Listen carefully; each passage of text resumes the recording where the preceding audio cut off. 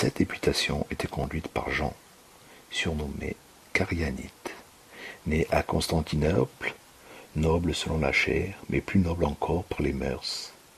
Il avait renoncé aux dignités du siècle pour suivre le Christ, et prenant l'habit religieux, il était allé vivre pauvre à Jérusalem pour l'amour du Seigneur. Envoyé à Constantinople et déployant avec activité son zèle et sa sollicitude auprès de l'empereur, il accomplit fidèlement sa mission et obtint de ce souverain agréable à Dieu qu'il donna l'ordre de fournir de son propre trésor toutes les sommes nécessaires pour la reconstruction de l'Église. Les vœux du peuple fidèle ainsi accomplis, Jean retourna avec joie à Jérusalem. Le récit qu'il fit de l'heureux résultat de son voyage ranima tout le clergé, et le peuple, comme un convalescent se relève à la suite d'une grave maladie. L'Église était à cette époque gouvernée par un homme vénérable, le patriarche Nicéphore. Le trésor impérial ayant fourni les sommes dont on avait besoin, ainsi que l'empereur l'avait promis, on fit construire l'église de la Sainte Résurrection telle qu'on la voit maintenant à Jérusalem, l'an 1048 de l'Incarnation, 51 ans avant la délivrance de la ville et 37 ans après la destruction de l'ancienne église. Les fidèles trouvèrent dans cet événement une consolation à tous les maux et à tous les dangers qui menaçaient leur vie. Ils n'avaient pas cessé en effet d'être en butte à toutes sortes d'affronts. On inventait sans cesse de nouveaux tourments. On leur crachait au visage, on les battait, on les chargeait de fer, on les jetait dans les cachots. Enfin, le peuple de Dieu était affligé sans relâche de calamités de toute espèce. Les fidèles qui occupaient la ville de Bethléem et de Técué étaient soumis aux mêmes tribulations.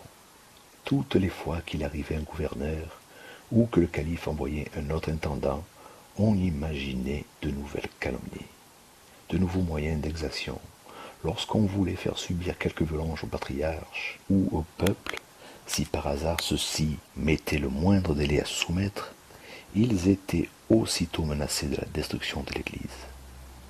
Ces menaces se renouvelaient presque tous les ans, et les gouverneurs feignaient toujours d'avoir en main des ordres expédiés, disait-il, par le souverain lui-même, par lequel il leur était enjoint de raser les églises si les chrétiens s'avisaient d'opposer quelque résistance ou le moindre retard au paiement des tributs et de toutes les autres charges qu'on leur imposait.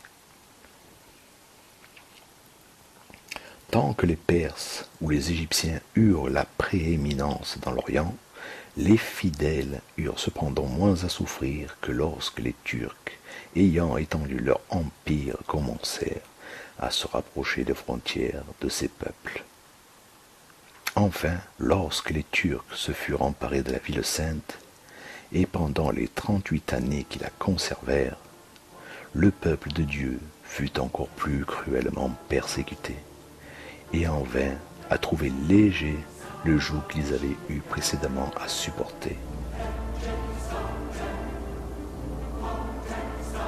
Comme dans le cours de cet ouvrage j'aurai souvent à parler de ce qu'ont fait les Turcs contre les nôtres, et des grands et magnifiques exploits que les nôtres ont fait contre eux, comme d'ailleurs ils ne persévèrent que trop audacieusement à nous attaquer, il ne serait pas hors de propos d'insérer ici quelques détails sur l'origine de ce peuple et sur la marche des événements qui l'ont fait parvenir au degré de puissance qu'ils occupent depuis longues années.